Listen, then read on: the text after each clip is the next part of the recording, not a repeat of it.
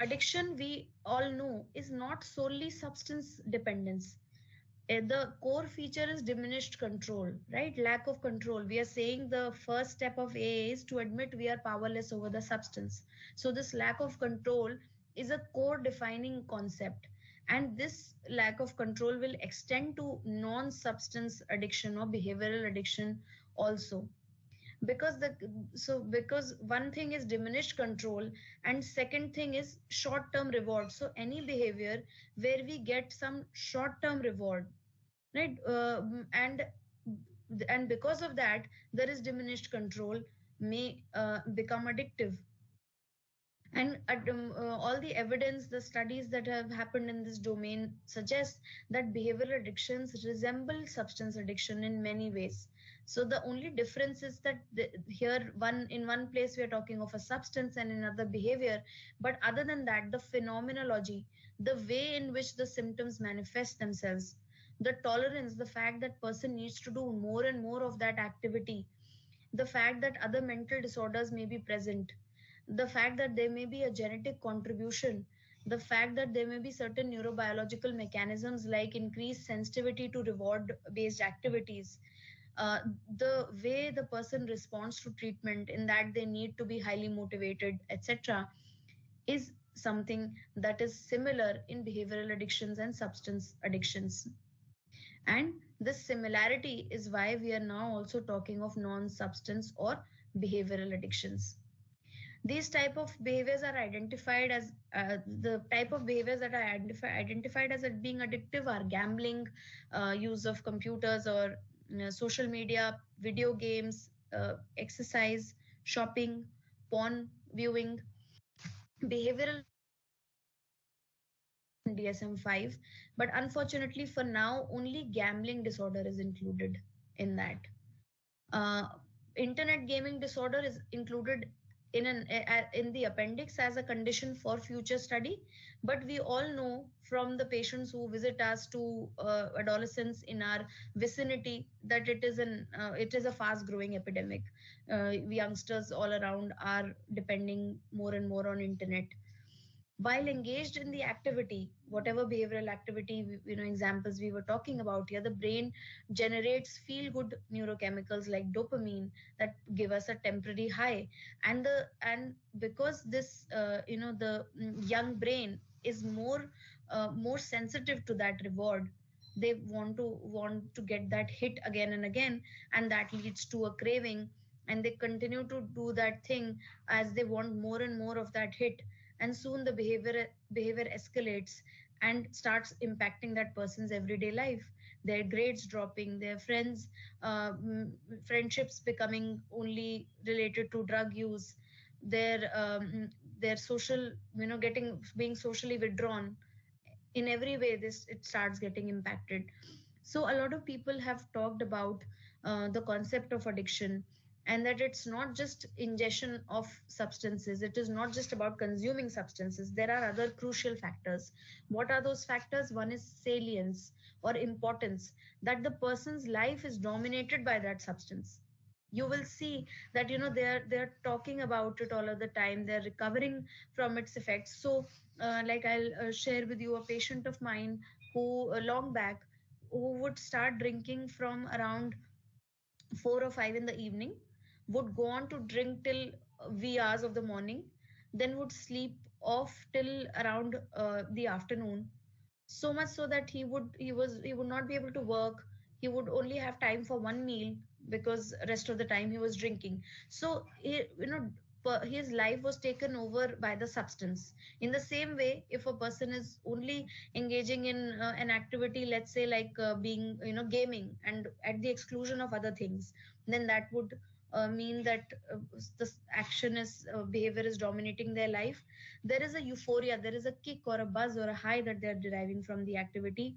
They want more and more of that activity to get the same buzz. Earlier they were getting it from 1 hour of playing video games, now they want 2. Earlier they were getting it by just betting on betting small time, and now they that activity, engaging in that activity, then they may then they may. Are you able to hear? Okay, great. So if they stop doing that, engaging in that activity, then that leads to the occurrence of unpleasant emotions or physical effects. So that there may be irritability, there may be headaches, just unpleasant feelings if they do not engage in the activity that they're dependent on. And this leads to conflict with others, their parents complaining, their teachers scolding them, and self conflict also. So they know that they're doing something that's wrong, they lack control over it, their self confidence is diminishing, but they're not able to stop. And relapse and reinstatement, meaning that no matter how many times they try to abstain, today I will not watch my phone. No matter how many times they have negative life consequences, today the teacher confiscated my phone in school, now I will not use it anymore. I failed in the unit test, I will not use it anymore. I was not picked for the debate competition that I wanted to, I'll not use it anymore. But again and again they will start using it with the same vigor subsequent to all these attempts. It can be the common behavioral process addictions that are there are gaming disorder, like we talked about, social media addiction, exercise addiction, food addiction, pornography addiction, shopping addiction, and gambling addiction, which is the only behavior addiction that is recognized in the DSM. We'll talk about some other diagnostic criteria for behavioral addictions, like talking about the phenomena. Some of it we have talked about, but a quick repetition. Failure to resist impulses to engage in a specified behavior, so diminished control, like we talked about. Increasing sense of tension immediately prior to initiating the behavior. So with all the impulsive behavior, there is this graph that is followed, whether it is body focused repetitive disorders, or it is something like addiction, that there is an increased tension, which then leads to uh, pleasure or relief. Lack of control while engaging in the behavior also, not being able to stop, right? And then at least five of the following criteria, nine criteria: preoccupation with the behavior or the act or activity. Again, lot of time spent in activities necessary for the behavior. So what would it be like? Let's say if a person has gambling disorder, then trying to procure the money necessary for gambling, trying to make sure they have the right devices, maybe two or three devices on which they need to check how their bets are being placed and whether they are winning or not. Thinking if they are betting on a cricket game, then trying to procure a big screen TV or a projector to make sure. So spending a lot of time in activities that would enable them to engage in that behavior. And tolerance is there, so the behavior getting more and more increased, like from betting smaller amounts to larger amounts. And frequently engaging in the behavior when they're expected to do other things. So like people are expecting you to be part of, let's say you've gone to a family wedding, but rather than participating, you're just spending time on your phone betting on a cricket game. You're giving up activities because of this behavior, because this is what you want to do rather than other things. You are continuing the behavior despite the fact that you know that this is leading to this is financially draining you, socially you're becoming isolated, psychologically you're losing more and more control, even physically you've missed so many meals that you become lean, you become weak, but not being able to stop. Right? You keep on increasing the intensity of frequency, and not engaging in it leads to restlessness or irritability, and these symptoms have persisted for at least 1 month or have occurred repeatedly over a long period of time. So either persistently for a month or repeatedly over a long period of time. Then some more on diagnostic criteria. Again, briefly, we'll go through it. We've talked about salience, the activity becoming the most important thing in a person's life, their mood changing as a result of that buzz or high, doing it more and more, getting into conflicts because of this, but still continuing to engage in the activity, and the tendency to relapse, even though trying very hard to stop doing that behavior, knowing fully well that it's harmful for us. What could the causes be?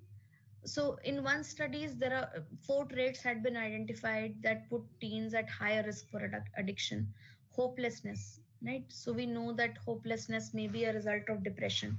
Hopelessness may be a result of unfavorable life circumstances.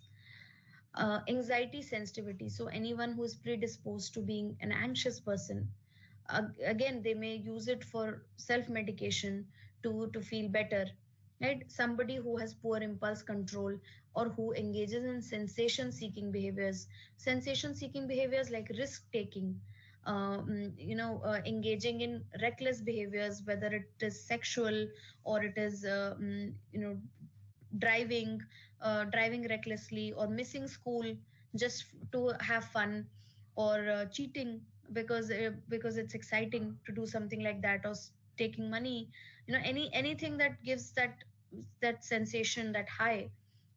All these four traits have been associated with higher risk for addiction.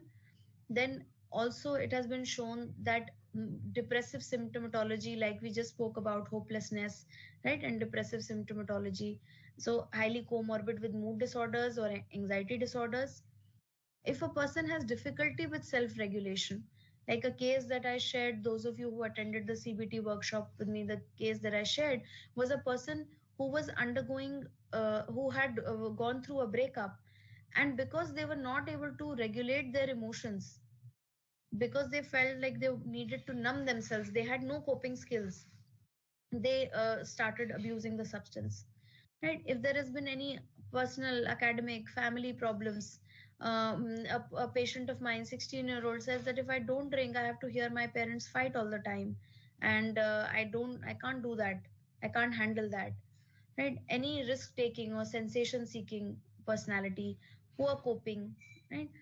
Again, adolescent brain, I think we covered this point also earlier, that is still in development, so there are more chances that whatever neurochemicals we are talking about, like dopamine that's released when one uses a substance, has a more powerful impact because it's still in the development phase, the brain, especially the prefrontal cortex.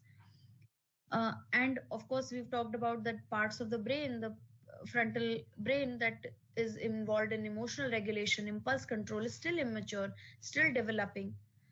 Uh, so all of these behaviors prompt a neurological response that creates feelings of pleasure and reward, and then the cycle goes on because you get an urge and you do the substance, you get a reward, or engage in the behavior, you get a reward.